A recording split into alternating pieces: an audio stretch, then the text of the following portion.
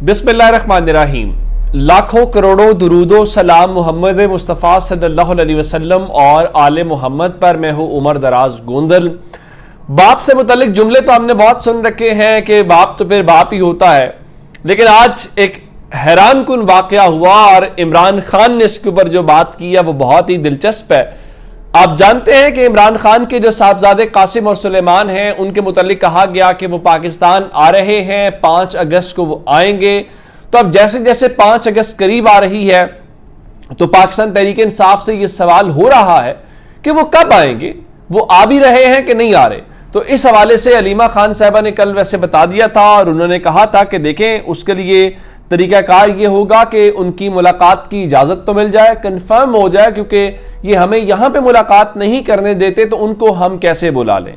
तो उसके बाद आज तोशाखाना 2 केस की अडियाला जेल के अंदर समाअत थी और उस समाअत के दौरान फिर सहाफियों ने आज या बाकी लोगों ने, पार्टी के लोगों ने, जब इमरान खान से मुलाकात का उन्हें मौका मिल गया तो सवाल वहां पे हुआ और इमरान खान से जब सहाफी ने पूछा कि क्या आपके बेटे एहतजाज को लीड करने पाकिस्तान आ रहे हैं, तो उन्होंने कहा नहीं, अकेला बाप ही काफी है। यानी उनका इशारा अपनी तरफ था और उन्होंने कहा कि नहीं, इनके लिए मैं काफी हूं, मेरे बेटों को आने की जरूरत नहीं है। लेकिन अब पाकिस्तान का मीडिया इस तरह से नहीं खबर चला रहा कि नहीं, अकेला बाप ही काफी है।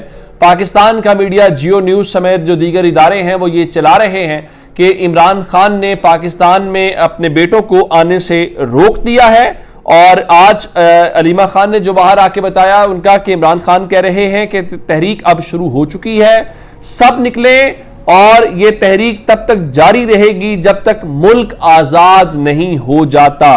तो उसके बाद उन्होंने एक बार फिर जो है वही आज नाम लेके कहा कि इस वक्त मुल्क में वही लॉ है और वही ऑर्डर करते हैं और अदालत वही फैसले सुना देती है जो वहां से ऑर्डर्स आते हैं। अच्छा, अब इस तरफ एक और थी फिर, चूंकि अब आप जानते हैं कि खैबर पख्तूनख्वा में फौजी ऑपरेशंस को लेकर बहुत सारी बातें हो रही हैं।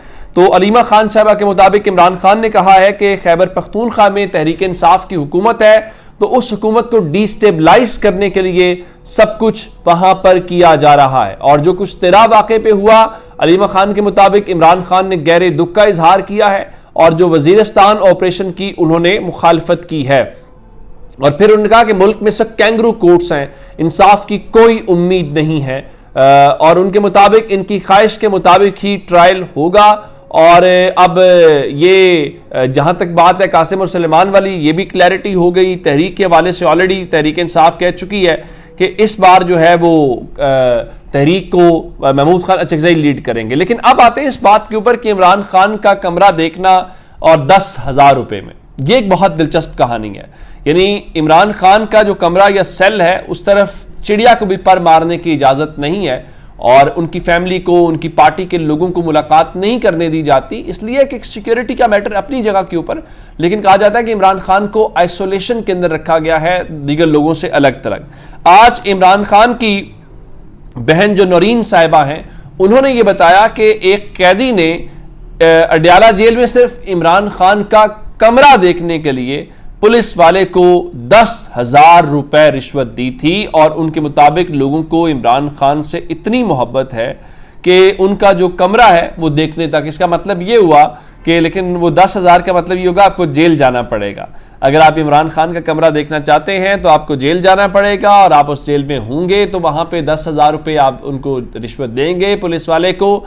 तो हो सकता है कि आपको इमरान खान का जो कमरा है वो नजर आ जाए। इसकी तस्दीक आज इमरान खान की जो बहनें हैं उन्होंने भी कर दी है और वो इस हवाले से कह रहे हैं। अच्छा जी, आगे चलते हैं।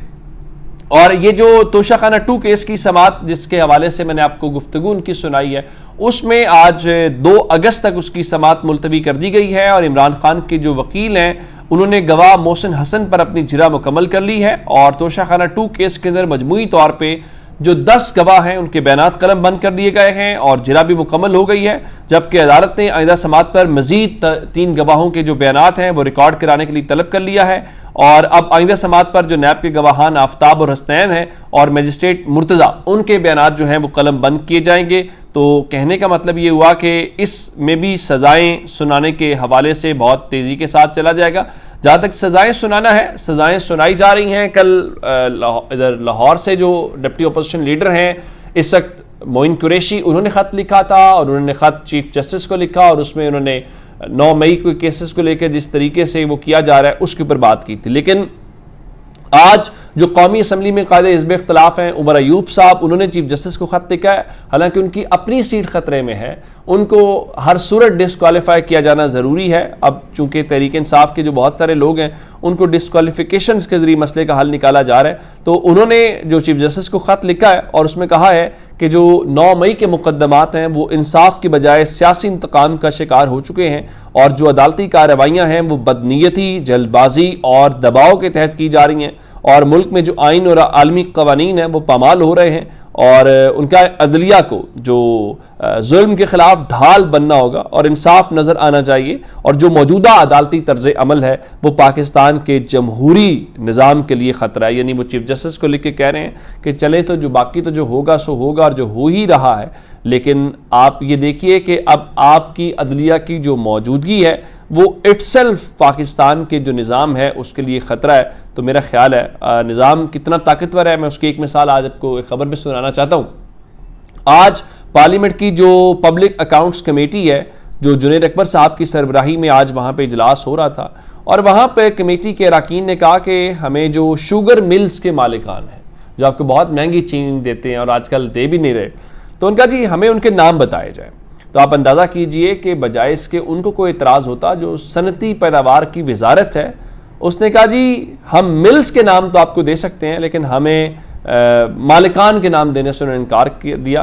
तो कमेटी ने कहा नहीं, आप हमें मालिकान के नाम दें और हम इंतज़ार कर लेते हैं। फिर उन्होंने क्या किया, मिल्स के डायरेक्टर्स के नाम दिए, मालिकान के नाम नहीं दिए। फिर वहाँ पे जो तहरीक इंसाफ के एक MNA ने कुछ हुक्मरान ख़ानदान के और कुछ जो ताकतवर हैं उनके नाम सब लिए। फिर वहाँ पे अच्छी खासी गर्मा गर्मी हो गई कि आपने नाम क्यों लिए हैं और आपने सियासत क्यों की है। आप पाकिस्तान की गली महलों में जाएं, बच्चे से पूछें कि भाई ये शुगर मिलों के मालिक कौन है, ये कौन शुगर मिलों के नाम के ऊपर पैसा कमा रहे हैं। और हुकूमत किसी की भी हो, इवन इमरान खान की हुकूमत हो, उनकी मुझे याद है हुकूमत के दौरान भी सब कुछ हुआ, तो एक शख्स था ईमानदार, उस पूरे ने नथ डाल दी थी इनको, ज़मान भट्टू साहब। मैं एक जगह बैठा था, मिल मालिकान वहाँ पे कोई एक नशिस्त थी, तो मेरे साथ एक साथी बैठे हुए थे, उन्होंने मेरे कान में कहा कि अगर आप ये खाना खा रहे थे सब लोग, तो उनका अगर आप सिर्फ इनके सामने ज़मान भट्टू का नाम ले लें ये खाना छोड़ देंगे। तो ज़मान भट्टू जो हैं वो लाहौर में इमरान खान ने आए, तो उन्होंने वहाँ पे मीटिंग में पूछा कि कौन है ज़मान भट्टू, तो उन्होंने उनको शाबाश दी। इस किस्म का अफसर था, लेकिन फिर भी उनके दौर में पैसे तो बनाए गए। तो ये हर दौर में मिल मालिकान बनाते हैं। तो अब एक खबर जा जाते और ले लीजिए कि तहरीक इंसाफ के जो MNAs MPs हैं उनकी डिस्क्वालिफिकेशन के आजकल दिन चल रहे हैं। तो इलेक्शन कमीशन माशाल्लाह से खुद बड़ी तेज़ी दिखा रहा है और इलेक्शन कमीशन ने पाकिस्तान तहरीक इंसाफ के एक और MNA को डिस्क्वालीफाई कर दिया है और उसके साथ जो है वो सीट खाली हो गई है।